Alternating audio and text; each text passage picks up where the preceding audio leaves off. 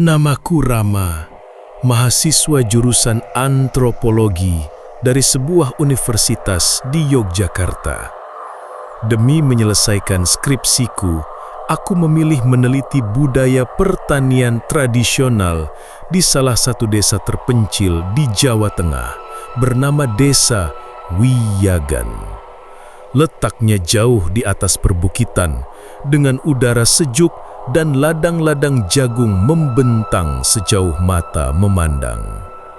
Aku disambut baik oleh Pak Parman, kepala dusun. Ia mempersilahkanku tinggal di rumahnya selama penelitian. Hari-hariku diisi dengan mewawancarai petani, mencatat metode tanam dan mempelajari adat lokal. Namun, dari awal aku mencium kejanggalan. Di antara semua ladang ada satu yang sangat berbeda. Subur luar biasa, daunnya hijau tua meski kemarau, tanahnya lembab dan harum seperti baru tersiram hujan. Warga menyebutnya ladang Gunung Lemu, tapi mereka jarang mendekat, kecuali saat panen. Yang lebih aneh lagi, di tengah ladang itu ada gundukan tanah menyerupai kuburan, ditumbuhi ilalang dan tidak pernah disentuh. Saat aku bertanya ke Pak Parman, dia hanya menjawab singkat. Ladang itu sudah ada sejak nenek moyang. Kami hanya menjaga, Mas Rama. Jangan macam-macam di sana. Namun, rasa penasaranku makin besar. Kenapa tanah sekecil itu ditarkuti satu desa? Malam harinya, aku tak bisa tidur. Sekitar jam 2 pagi, dari jendela kamarku yang menghadap ladang, aku mendengar suara lirih, seperti bisikan perempuan membaca sesuatu atau menangis. Awalnya kupikir hanya angin, tapi suara itu semakin jelas. Aku mengambil senter dan keluar rumah diam-diam. Jalan menuju ladang gelap, hanya remang cahaya bulan. Suara itu berhenti saat aku mendekat. Tapi begitu aku mundur beberapa langkah, suara itu kembali terdengar. Seolah-olah ladang itu memanggil. Keesokan harinya, aku mencoba menggali lebih dalam sejarah ladang itu. Aku menemui Mbah Karto, pria tertua di desa yang terkenal penyendiri, tapi katanya masih menyimpan catatan sejarah desa. Ia menatapku lama, lalu berkata pelan, "Mas Rama, jangan kau ganggu yang sudah tidur. Ladang itu bukan ladang biasa. Dulu pernah ada yang menggali tanah itu. Dia menemukan tulang panjang, keras, tapi bukan tulang manusia. Setelah itu, traktor mogok, panen gagal, dan seminggu kemudian dia hilang. Warga menemukannya dalam keadaan mengenaskan di tengah ladang. Tubuhnya busuk, tapi masih hangat, seolah baru meninggal. Sejak itu, muncul kepercayaan bahwa ladang itu hidup. Dan setiap musim panen, ia menuntut tumbal. Aku tahu ini hanya cerita rakyat. Aku tidak percaya. Aku ingin membuktikan bahwa semuanya hanya mitos. Satu malam, diam-diam aku membawa kamera, tripod, dan alat gali kecil ke ladang. Aku ingin mendokumentasikan gundukan itu. Tanahnya lembab, lebih lembut dari tanah sekitarnya. Baru beberapa menit menggali, aku menemukan tulang hitam keabu-abuan sepanjang lenganku. Saat itu, tanah di bawahku terasa hangat, seperti bernafas. Angin mendadak berhenti.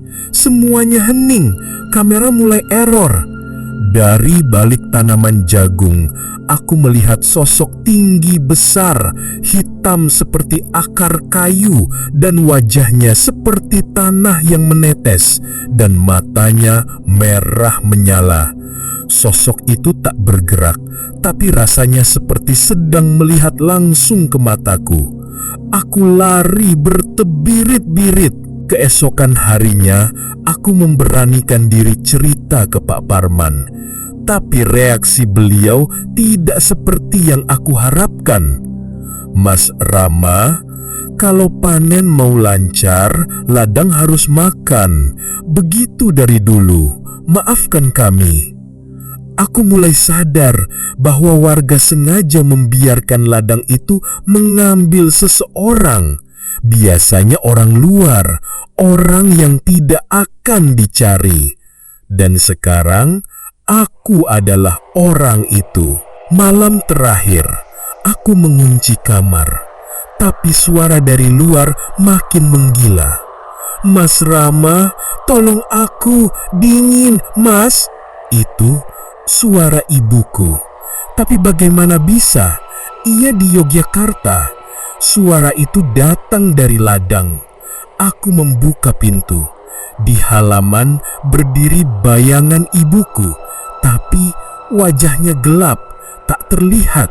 Seperti dalam mimpi buruk, aku berjalan ke ladang. Langkah kakiku berat seperti diseret. Semakin dekat ke gundukan, tanah di bawahku mulai bergerak, membuka seperti mulut tanah. Saat aku sadar dan ingin mundur, kakiku sudah terbenam lutut. Bau tanah berubah jadi bau busuk bercampur darah. Dari dalam gundukan muncul tangan-tangan berlumur tanah yang menarik tubuhku.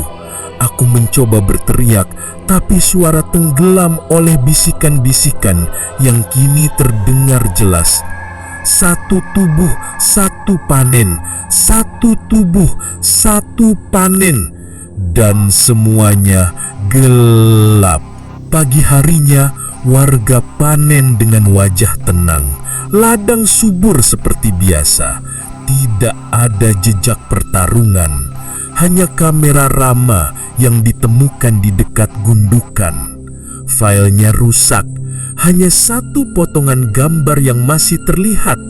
Gambar gundukan dengan dua mata merah samar muncul dari tanah. Beberapa bulan kemudian, seorang gadis datang ke desa. Namanya Hani. Dia adik tingkat Rama, mencarinya karena tak kunjung kembali.